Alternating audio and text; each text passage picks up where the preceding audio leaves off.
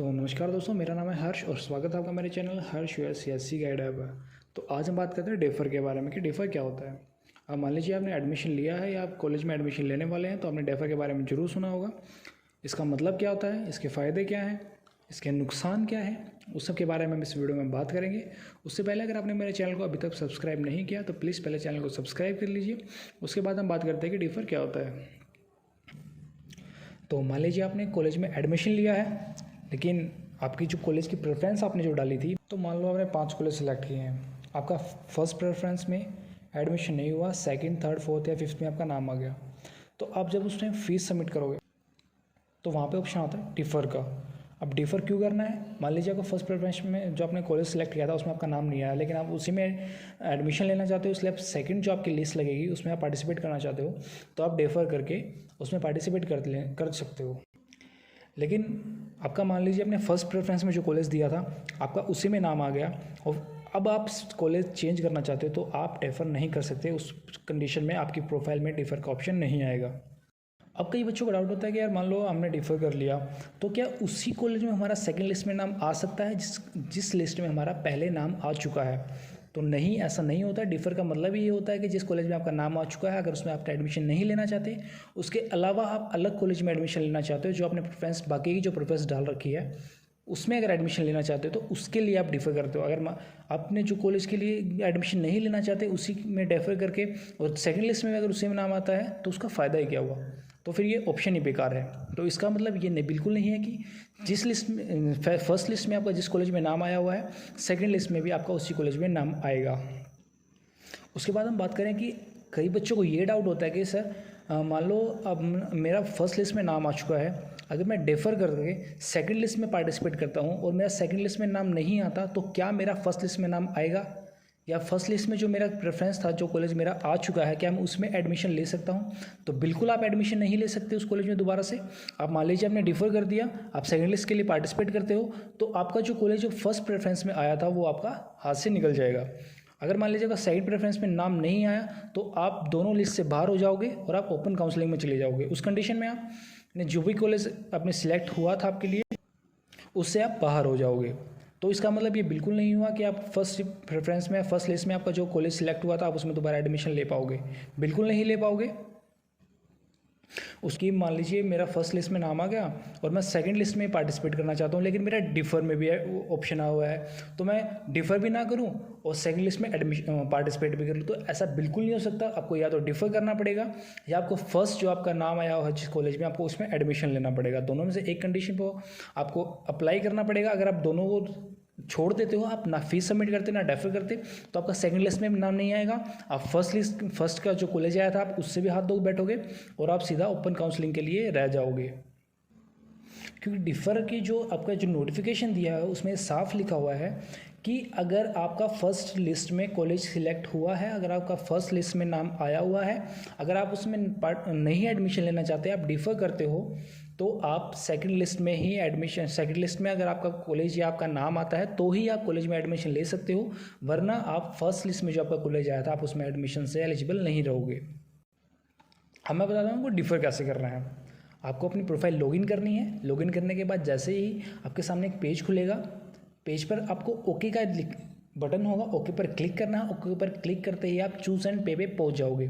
Choose and पे पहुँचोगे तो उसमें नीचे ही लिखा होगा डिफ़र का ऑप्शन। अगर मान लीजिए आपकी प्रोफाइल में डिफ़र का ऑप्शन नहीं है, तो वो क्यों नहीं होगा? मान लीजिए आपने जो कॉलेज आप सिलेक्ट किए थे, जो आपने फॉर्म भरते टाइम जो प्रेफरेंस डाली थी कॉलेज की, जो फर्स्ट प्रेफरेंस में जो आपने कॉलेज डाला था, अगर वही कॉलेज आपका सिलेक्ट हो जाता है, उसी कॉलेज में आपका एडमिशन के लिए आपका लिस्ट में नाम आ जाता है, तो आपकी प्रोफाइल में डिफ़र का ऑप्शन नहीं आएगा। अब हम बात करते हैं कि आप डिफ़र कैसे कर सकते हो। या फिर मान लीजिए गलती से अगर आपका डिफ़र पे क्लिक हो जाता है, तो आपको क्या करना है। तो पहले हम बात करते हैं कि आपको डिफ़र कैसे करना है। आप चूज़र पे के उस पेज पे चले जाओगे। पेज पे जाने के बाद नीचे डिफ़र लिखा होगा, आपको उस पर सिंपली क्लिक करना है। क्लिक करते ही आप सेकंड लिस्ट के लिए एलिजिबल या पार्टिसिपेट करने हो जाओगे। अब बात करते हैं, मान लीजिए आपका गलती से अगर डिफ़र पे क्लिक हो जाता है, तो आप क्या करना है। गलती से आपका डिफ़र पे क्लिक हो गया, क्लिक होते ही जस्ट उसके नीचे लिखा होगा येलो कलर में रिवोक। आप रिवोक पे क्लिक करके, जैसे ही आप रिवोक पे क्लिक करोगे, वापस से आपका चूज़ एंड पे का ऑप्शन आ जाएगा। वहाँ पे जाके चूज़ एंड पे क्लिक करके अपनी पेमेंट सबमिट कर सकते हो। अब एक क्वेश्चन कई बच्चों को ये डाउट है कि मान लीजिए मैंने फर्स्ट लिस्ट में मेरा नाम आ चुका है, मैंने उसमें एडमिशन ले लिया, तो क्या मेरा सेकंड लिस्ट में नाम आएगा? तो बिल्कुल नहीं। अगर आपने एडमिशन ले लिया है तो आपका सेकंड लिस्ट में नाम नहीं आएगा, आप उसके में पार्टिसिपेट नहीं कर सकते। अब हम बात करते हैं कि आप अपनी प्रोफाइल एडिट कर सकते हो या नहीं, सब्जेक्ट चेंज कर सकते हो या नहीं। तो दोस्तों उसके लिए मैं अगर आपको बता दूं, अगर हम पिछले साल की बात करें तो पिछले साल ये हुआ था, मान लीजिए आपकी फर्स्ट लिस्ट जो लगी थी, उसके बाद जो आपकी सेकंड लिस्ट लगती है उसके बीच में जो 3 से 4 दिन का जो गैप होता है, आप उसमें अपने सब्जेक्ट चेंज कर सकते हो। आपकी प्रोफाइल में मान लीजिए कोई करेक्शन है तो आप उसको भी ठीक कर सकते हो। मान लीजिए आप रूरल से हो जिसकी आपको वेटेज मिलनी थी लेकिन गलती से आपने अर्बन कर दिया, आपको उसकी वेटेज नहीं मिली, तो आप वो कर सकते हो। इस तरह के आप करेक्शन भी कर सकते हो अपने प्रोफाइल में, साथ में आप अपने सब्जेक्ट भी चेंज कर सकते हो। और पिछले साल की अगर हम बात करें तो पिछले साल हम कॉलेज भी चेंज कर सकते थे, लेकिन इस साल क्या हो गया, इस साल सीट काफ़ी कम है। आपको पता है कि इस साल 12th के जो परसेंटेज है वो काफ़ी हाई दिए हुए हैं, तो इसलिए शायद इस बार ये ऑप्शन हो भी सकता है और नहीं भी। इस बारे में कोई कंफर्म नहीं कह सकते क्योंकि इस बारे में कोई नोटिस भी नहीं आया हुआ। लेकिन अगर पिछले साल की तरह अगर होगा तो आप बिल्कुल इसमें करेक्शन भी कर सकते हो, सब्जेक्ट भी चेंज करते हो, कॉलेज भी चेंज कर सकते हो। अब हम बात करते हैं फ़ीस रिफ़ंड की। तो फ़ीस रिफ़ंड मान लीजिए आपके काफ़ी बच्चों के दिमाग में ये होगा कि यार मेरे को कैंपस में भी एडमिशन के लिए अप्लाई करना है और मेरे को इसमें कॉलेज के लिए भी अप्लाई करना है, तो कहीं मैं अगर कॉलेज की फ़ीस सबमिट कर देता हूँ और फिर मेरा कैंपस में हो जाता है कहीं पे, या मैं कहीं और एडमिशन ले लूँ, तो क्या मेरी फ़ीस रिफ़ंड होगी या नहीं होगी? होगी तो कैसे होगी?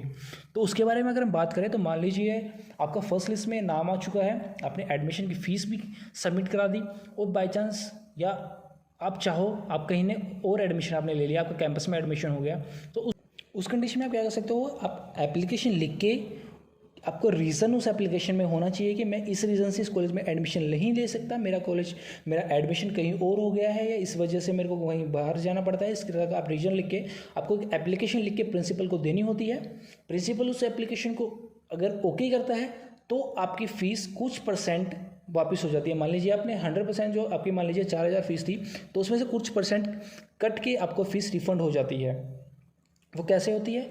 वो आपको चेक से भी हो सकती है या फिर मान लीजिए आपने जो अकाउंट नंबर दिया था वो अकाउंट में भी आपके पैसे आ सकते हैं। मान लीजिए आपने फॉर्म ही नहीं भरा, अब आप फॉर्म भरना चाहते हो, कॉलेज में एडमिशन लेना चाहते हो, तो आप क्या कर सकते हो, आप भी ओपन काउंसलिंग में एडमिशन ले सकते हो। आपको ओपन काउंसलिंग में इसका पोर्टल ओपन होता है एडमिशन के लिए, आपको सिंपली उस पर रजिस्ट्रेशन करना है। आपको पहले पता कर लेना है जिस कॉलेज में आपको एडमिशन लेना है उस कॉलेज में किस सब्जेक्ट में सीट बची हुई है।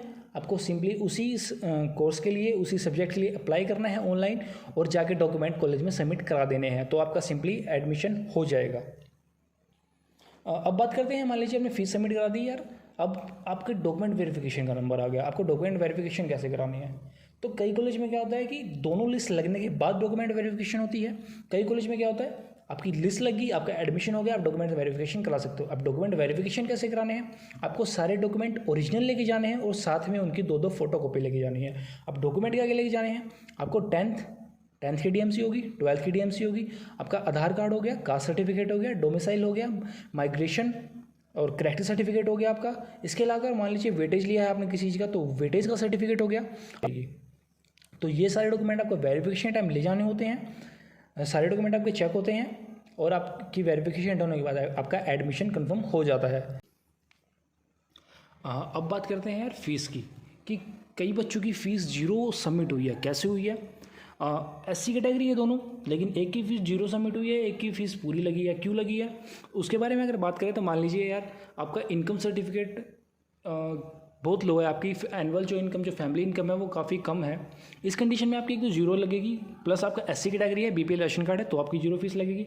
लेकिन दोनों SC कैटेगरी है तो 0 फीस आपकी उस कंडीशन में लगती है, आपकी जो फैमिली की जो एनुअल इनकम है वो भी बहुत कम है, प्लस आप BPL राशन कार्ड है, प्लस आप SC कैटेगरी है, तो इस कंडीशन में आपकी 0 फीस लगेगी। ये नहीं है कि SC कैटेगरी है, आपके फैमिली में गवर्नमेंट एम्प्लॉय है तो भी आप 0 फीस के लिए अप्लाई कर रहे हो, ऐसा नहीं हो सकता। अगर आपके घर में कोई गवर्नमेंट एम्प्लॉय है या आपकी एनुअल जो इनकम है वो 2.5 लाख से ज़्यादा है तो आपको पूरी फीस पे करनी होगी। और लास्ट में बात करते हैं कॉलेज कब से स्टार्ट होने वाले हैं। तो इसके रिगार्डिंग कोई भी अभी मैसेज या नोटिफिकेशन नहीं आई है कि आपके कॉलेज सब कब से स्टार्ट होंगे।